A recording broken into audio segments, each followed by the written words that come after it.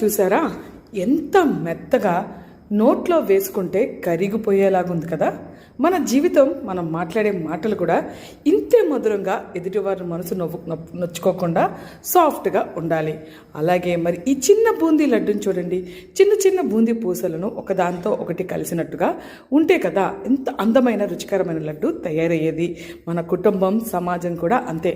అందరూ కలిసి ఉంటేనే కదా దానికి ఒక నిండుదనం, బలం. ఇంకా ఈ రెండు వేరు వంటకాలే కావచ్చు, కానీ ఒకే ప్లేట్లో చేరేటప్పుడు ఆ విందుకే కొత్త అందం వస్తుంది.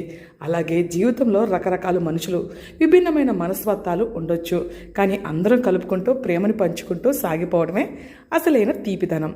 మాటల్లో గులాబ్ జామ్ అంత మధురత్వాన్ని, మనసులో లడ్డూ లాంటి ఐకత్యం అలమర్చుకోవాలి.